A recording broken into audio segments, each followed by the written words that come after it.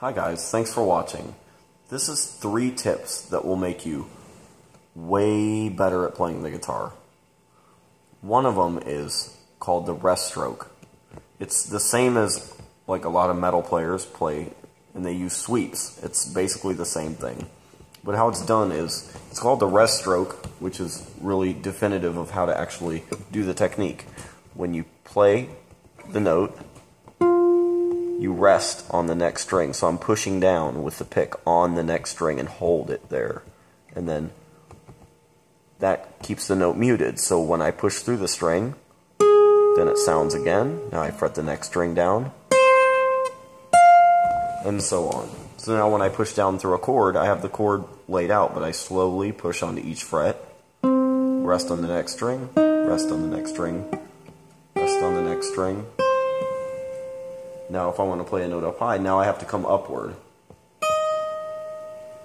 And the same thing. So all down, up on the very last stroke. So that will make you way more fluid instead of having to go. Good if you're at a slow tempo, but when it gets fast,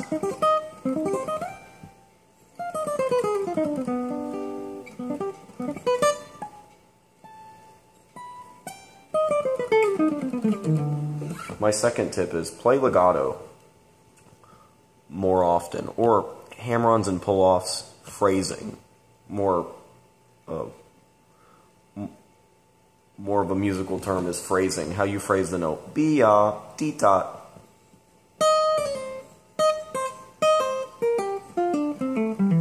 It'll make you sound more lyrical, and it'll also make phrases a lot easier to play. I'll play the same phrase. So one sounds the other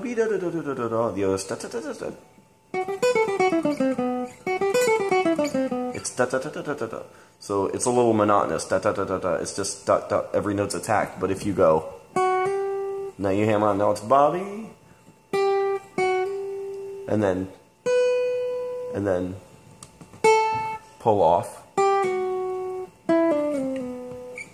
Now you have a contrast there of a singing quality, like your voice with how you can play with it. It'll make you sound more like a singer, and people will like how you sound, you will like how you sound, and it will give you a lot more options to play with when you want to improvise or write music or anything. So that's my second tip, is phrasing and playing legato. I'll give you an example up close. Let's see.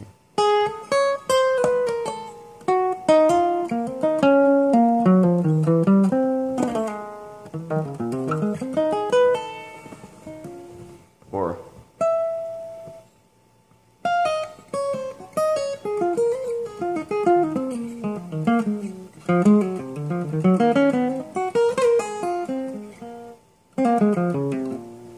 you see on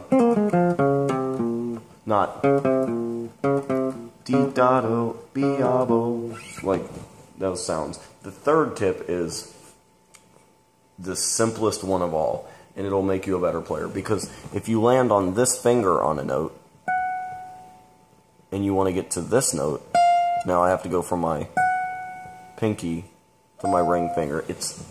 This tip is third one lastly, tune in fourths. Tune E, A, D, G, C, F. Because now they're all fourths. Why you would tune this as a third, I have no clue.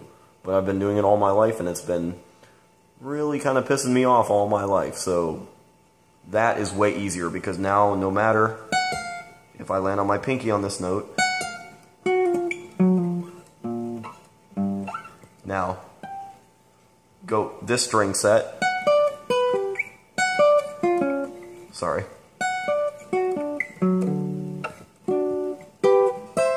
anywhere you arrive at this chord, F major 7, the fingering is going to be exactly the same.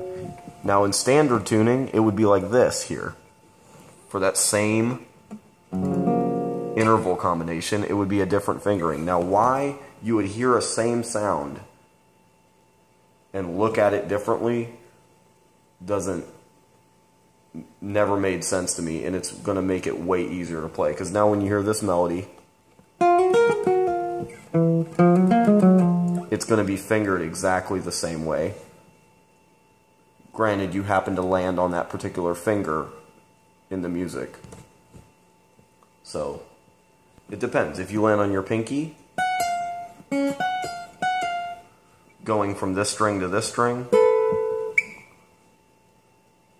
these are fourths, so you'll have to finger it a different way when you go here for the same sound you already hear. So that confusion will go away. And not to try to over-explain it, but it's going to make it way easier. All your fingerings are universal. So, like something like this.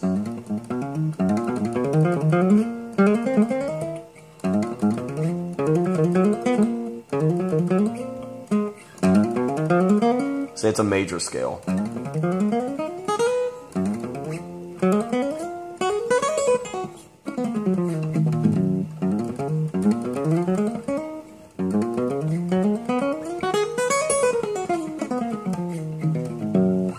So, you never have to change the fingering, so how easy is that?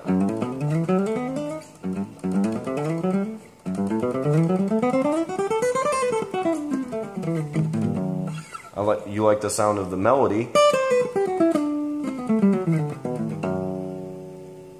but why does it matter if that's the sound you're looking for? Why have two different? You can have multiple fingerings if you land on a different finger. Now you have to negotiate that, but then there's only 4 fingers you can land on. Now you don't have an extra thing to think about, and not thinking is helpful to a lot of players. It helps to think when you're practicing, sometimes to think about it, gets you a little sharper, and that'll cement into your musical mind and your knowledge of your instrument. But at some level, I feel like that takes away from your ability to just like be a little free. So I hope you get some use out of this. If you like the videos that I do and the lessons and the different stuff that I put on my channel, please subscribe, because it's pretty hard when you start out.